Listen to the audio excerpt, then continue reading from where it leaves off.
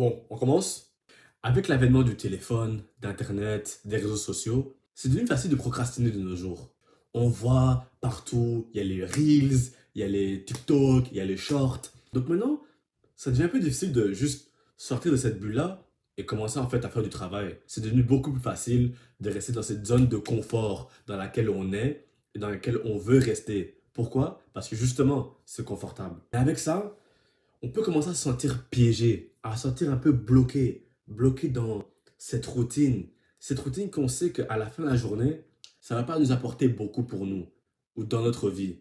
Avec cette routine-là, on comprend que on va pas avancer, on va rester là où on est. Si on continue à rester dans ce confort-là, on ne peut pas s'étonner que dans un an, on reste la même personne qu'on est aujourd'hui. C'est logique, non? Donc maintenant, avec tout ça en tête, avec cette nouvelle technologie, cette nouvelle façon de fonctionner, il y a une question qui se pose. Comment on fait pour sortir de ces pièges-là? Comment on fait pour sortir de ce trou? Ou on peut utiliser une approche plus optimiste et dire comment faire pour vivre sa best life? Wow! Coupé! C'est quoi ça? Best life? Comment on dit ça en français? Non mais laisse tomber, le mec depuis qu'il fait des vidéos, il fait trop l'anglophone maintenant. Bon, ça va, on recommence. Comment vivre ta meilleure vie?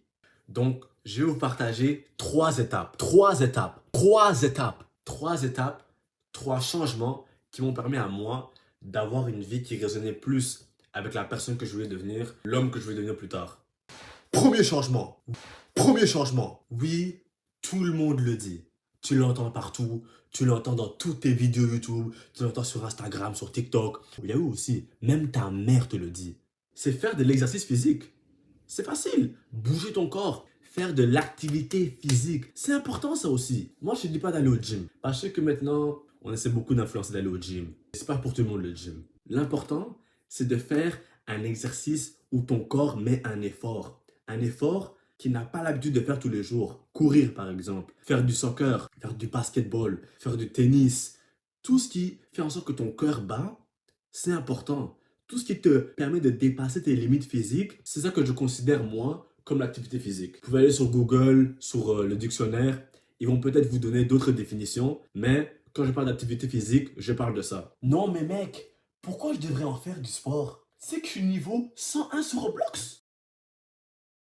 J'ai pas besoin du sport.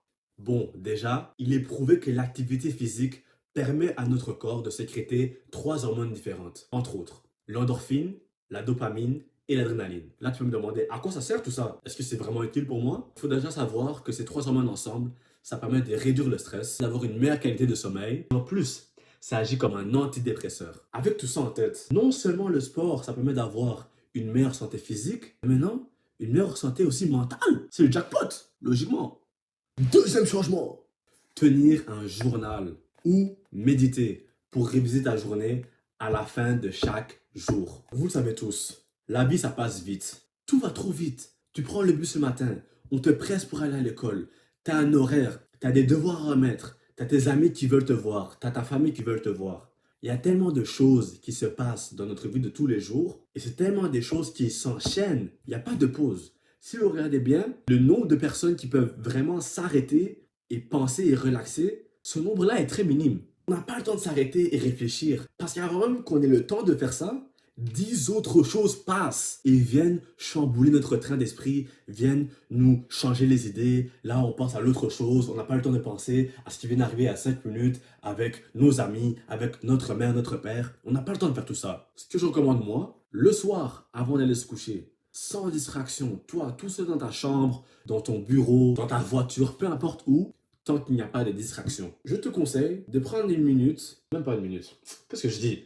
Prendre au moins 15 minutes pour réviser ta journée, voir ce qui a bien été et voir ce qui a moins bien été. Et ensuite, appliquer ce que tu as vu pour cette journée pour faire en sorte que le lendemain soit une meilleure journée. Ou cette journée-là, tu ne fais pas les mêmes erreurs que tu as accomplies la veille.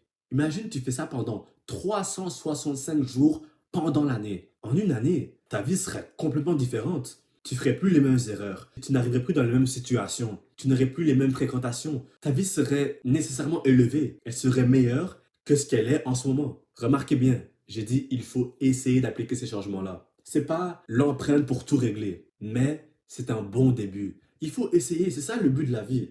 Essayer de faire mieux.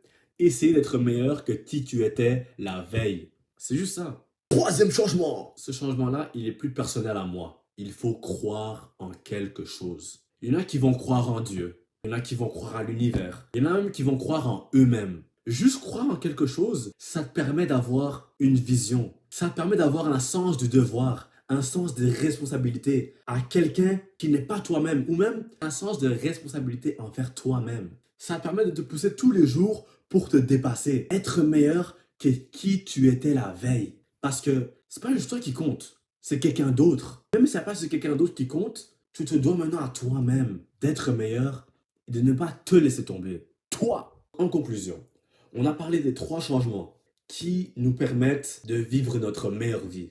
Premier changement, faire de l'exercice. Deuxième changement, tenir un journal ou méditer sur ce qui s'est passé pendant la journée. Troisième changement, croire en quelque chose. Vous l'avez bien remarqué, ces 3 changements, ils vont avec ce qui est selon moi les 3 piliers de notre vie et de notre corps. Ça, c'est le physique, le mental, le psychologique et le spirituel. Ça nous permet de nous développer, de nous épanouir. Un déséquilibre, même quelqu'un qui est parfait dans un domaine, il va souffrir de ce déséquilibre-là dans d'autres aspects de sa vie. Je peux comprendre, je suis personne pour donner des conseils. Juste quelqu'un comme vous qui essaie de marcher à travers la vie et faire de son possible. En tant qu'humain, en tant que camarade de vie, il faut pouvoir s'entraider, se donner les trucs et pouvoir avancer ensemble. Moi, je vous dis, on est la famille et comme vous le savez, on est ensemble. Et ça ne bouge pas. Heart screaming, God help me, help me.